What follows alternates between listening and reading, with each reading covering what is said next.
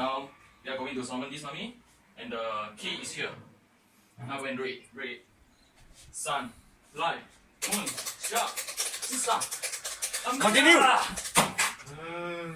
Why have you summoned me? Because he's want to ask you some questions. What is it that you want to ask? I want to ask about The story. The history of my people in Yes. ancient Egypt. Let me tell you. Alright. In ancient Egypt, we were once the rich people. We had the largest economy in the region. In the Nile, we had precious stones, lots of copper, lots of metal, and it was so much of sunlight. Our people lived happy. We had water and we had lots of food. But there were also the poor people amongst the rich. The rich ones lived in houses made of 3 layers of mud, burned and dried under the sunlight. As for us slaves and poor people, we had 2 layers of mud for our houses, only with tiny holes for minimum sunlight, with a roof to eat and sleep outside. Is there any more questions you would like to ask? No thanks. You can go already. You're going to explain to us about everything, you know? Yes, alright. So, we've asked 100 people about the questions. Okay. And are you ready? Follow? I got a bit nervous because it's the first time I'm on the talk show. Don't worry, don't worry. Everybody has a first time for everything. Alright. So, anyways, our first question, alright? By the viewers, what are the shapes used in Greek architecture? Okay, the answer is very simple. It's the nominal horizontal vertical line. Aha. Okay. So, basically, in Greek architecture, it's just vertical and horizontal lines. That's it? Yes, yes, it. That's it. Alright. Oh, interesting. Alright. So, for our next question. This one is a bit tricky. Alright.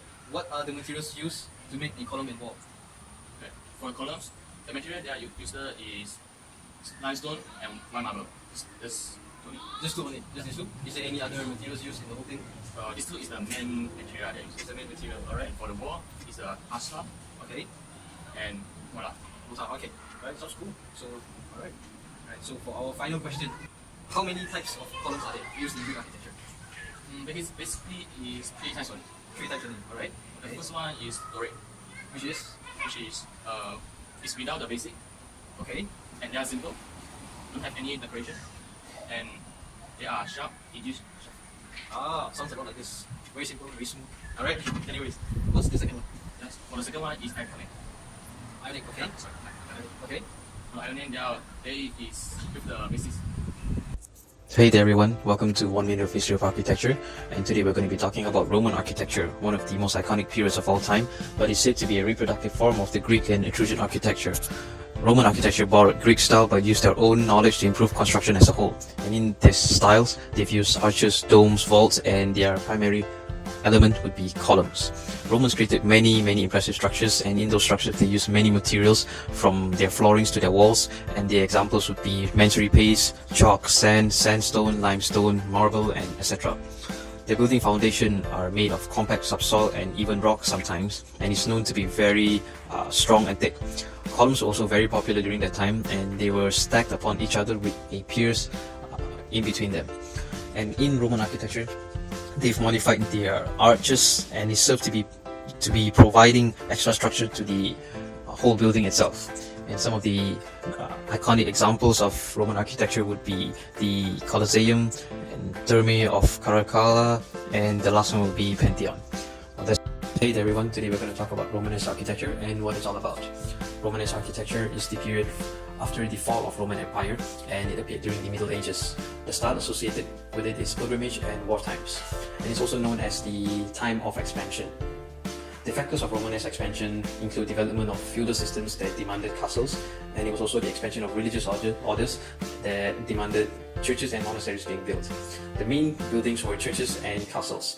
Now the main thing they had in common were they were being covered by stone vaults, thick walls, and they had really thick and heavy pillars, but they had really small windows, round arches supporting the roof, round blind arches used extensively for decoration purposes, and they had galleries above the side aisles separated from the nave of the trireme.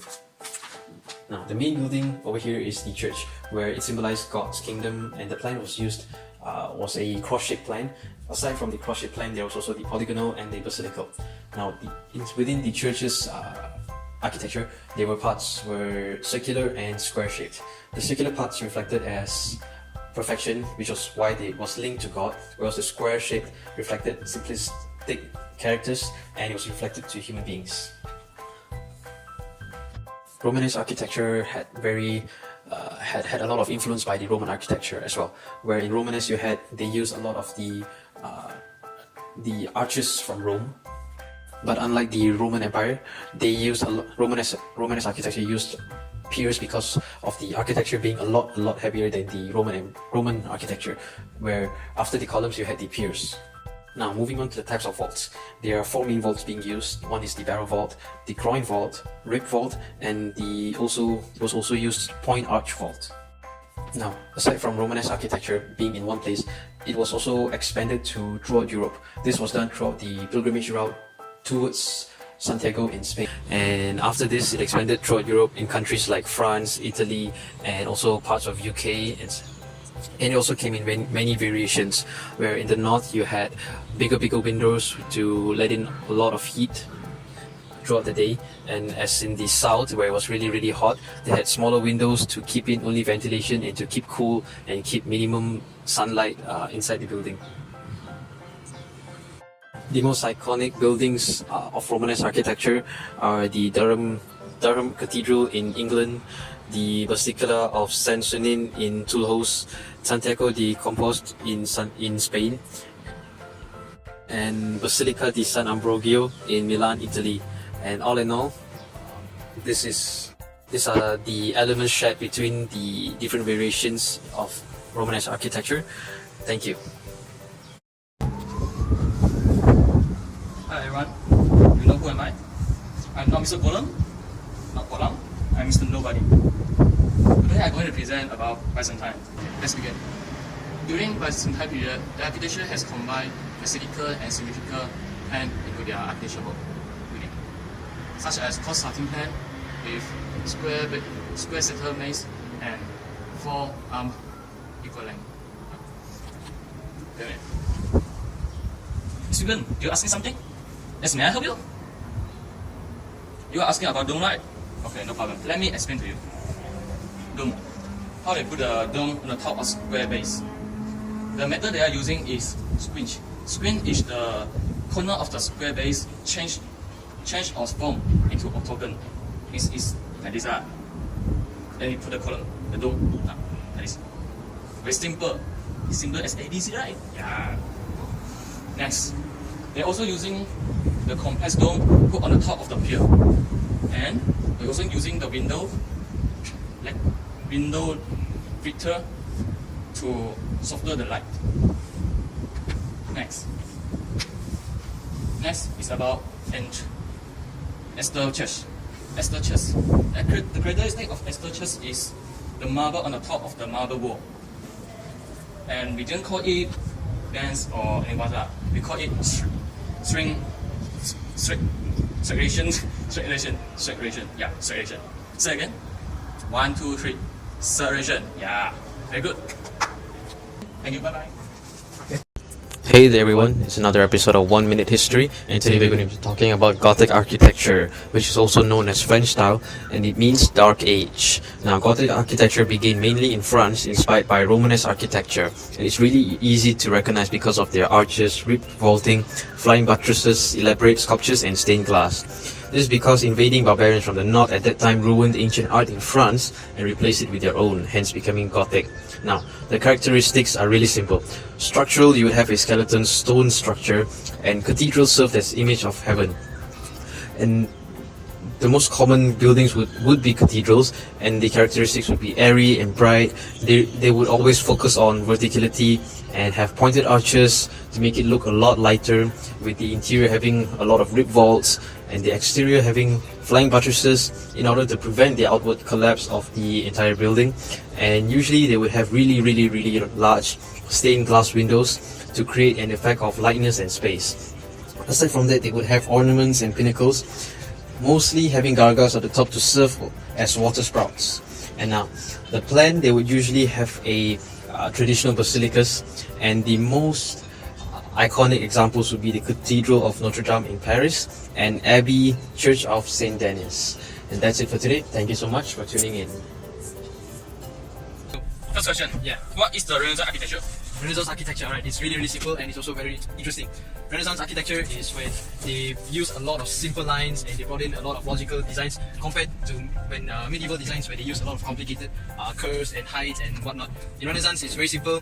They use their designs based on proportions, logic, and very geometrical systems. Yeah, that's about it. Macam yes. Interesting, right? Okay, second question. How to identify the Renaissance architecture? Alright, so it's really simple. When you look at a building, and it's the space utilized in Renaissance architecture is very different compared to many other places. During the Middle Ages, they use a lot of round cross plans and stuff like that. Whereas in Renaissance, they use a very simple design where it's square, and their space is used very organized manner. So it's not just chicha, you put here and there, put here and there. They use space. Okay, this is here, this is there, this is here, and all the space is utilized very nicely.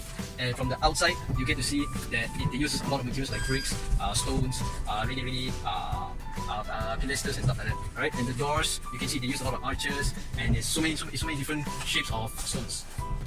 Okay, for now we end until here. Hey there everyone, welcome to 1 Minute History. Today's topic would be Baroque. Well, Baroque means imperfection, and Baroque was a time of religious and political conflicts during that period. Now, it's really easy to identify their style because they would implement new naturalism that reflects scientific advances during that period of time. And the main characteristics of their architecture would be their color and light that would contrasted. They have really rich textures, symmetrical spaces between each other, and they would normally use diagonal plans instead of the conventional square or Latin cross plans. They would also implement dramatic use of light to create an effect of really lightness. Broader and circular forms were used instead of the conventional square, narrow, long lines, and they would always have large-scale ceiling frescoes. Baroque sort of evolved from Renaissance forms, and it took little bits of Renaissance here and there. And it's really easy to identify Baroque because they're a little bit different because of them frequently incorporating landscapes into their architecture as well. And Rococo! Okay, so ladies, I'm going to start first. Is it okay? Right. Okay. Alright. No, so shy. Okay, so during the Rococo period, us girls, we were handling all of the things. We were handling in high-ranking jobs. We were very respected. And during that time, which is why we got the chance to lead the period. Now, in Rococo architecture, at the time, in the art, was all revolved around girls. And to start, let's talk about the paintings. Paintings, we had many paintings where we used soft tones, many Curving, it's very nice, with the soft lighting. Yes. No, it's my time to talk. Oh, sorry, my fault. Continue, please. Thank you. We use many curves and soft colors. And yes, would you like to add anything? Sure. Now, I need to get something. You good? Don't, go ahead. Alright, you first. okay, now I'm going to say it. Don't shy, talk to the people. Come now, Jia, we talk. Alright, as you know, as was just now Colin said, the Rococo is the evolved from the Baroque.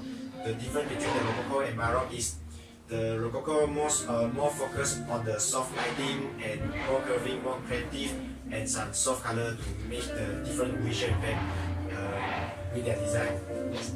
Alright. So that is all for today, and we will see you next time. Yes. Thanks for watching. Okay, bye bye. Bye bye. 안녕하세요.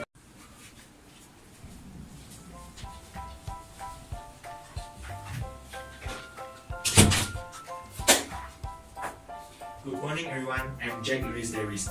Today, I want to talk about neoclassical architecture. Neoclassical architecture is a reaction and against with Rococo style. We doesn't like the messy and fancy design. We more prefer into the simple and elegant form. The neoclassical architecture is a reaction of the distance between the romantic sensibility and return to the purity. And the feature characteristic of the building is clean and elegant line, symmetrical form, and massive building.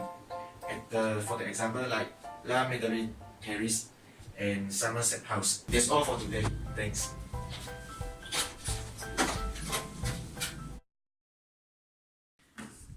无父肥肥肥，俺就肥肥肥，无肥无肥，我杀死。